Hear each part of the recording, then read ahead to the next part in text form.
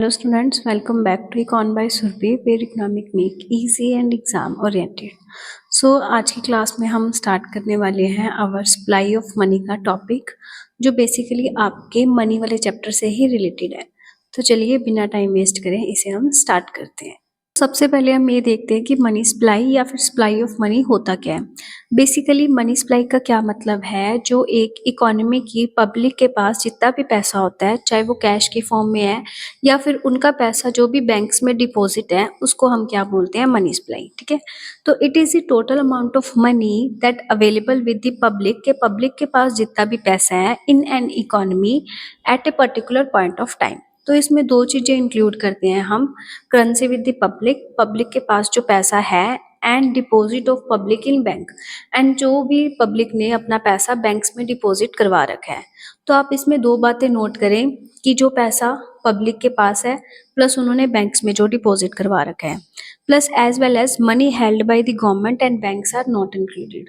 जो पैसा बैंक के पास खुद का है या फिर सरकार के पास जो भी पैसे की बात हम करते हैं, इन दोनों को हमने मनी सप्लाई में इंक्लूड नहीं करना। मनी सप्लाई में सिर्फ पब्लिक की ही बात होती है।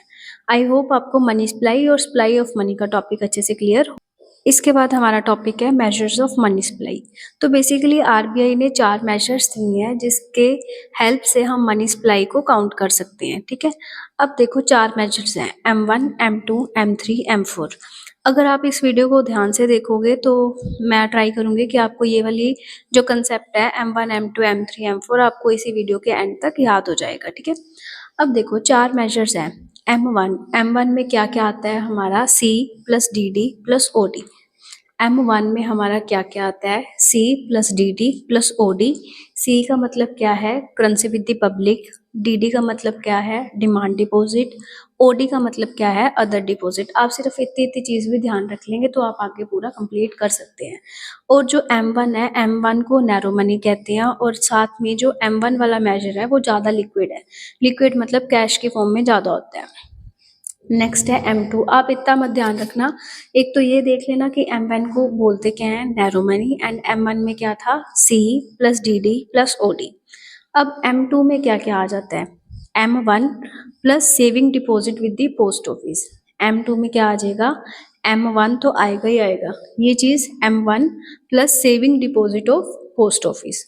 नेक्स्ट है M3। आपको इन चारों में से एक MCQ फिलअप में भी पक्का ही पूछेंगे कि M1 लिख के फिर डैश छोड़ दिया। सबसे ज्यादा इंपॉर्टेंट M3 है क्योंकि M3 ही ज्यादा यूज होते हैं। अब M3 को क्या बोलते हैं, ब्रॉड मनी। M1 को क्या बोलते थे, नैरो मनी। M3 में क्या क्या है, M1 plus time deposit with the bank. M3 में क्या है, M3 is equal to M1 plus time deposit with the banks. And M4 का क्या मतलब है, M4 में क्या आ जाएगा, हमारा M3 plus total deposit with the post office. M4 में क्या है, M3 plus total deposit with the post office. 4 थी। M1 को क्या बोलते हैं, नैरो मनी। M3 को क्या बोलते हैं, सॉरी, M1 को क्या बोलते हैं, नैरो मनी। M3 को क्या बोलते हैं, ब्रॉड मनी। M1 में क्या था, C plus DD plus OD। M2 में क्या था, M1 plus saving deposit with the post office. M3 में क्या था, M1 plus time deposit with the banks. And M4 में क्या था, M3 plus total deposit with the post office. ये इनमें से आपको इसी छोटी वीडियो के साथ आपका सारा मनी वाला चैप्टर है जो पार्ट 1, पार्ट 2 एंड पार्ट 3 के साथ सारा कंप्लीट होता है। आई होप अगर आपको वीडियो हेल्पफुल लगी तो please like, comment and share my channel. आपका एक छोटा सा कमेंट ही मेरे लिए काफ़ी बड़ी मोटिवेशन का काम करता है। तो बने रहिए मेरे साथ ऐसे ही, keep learning and keep sharing.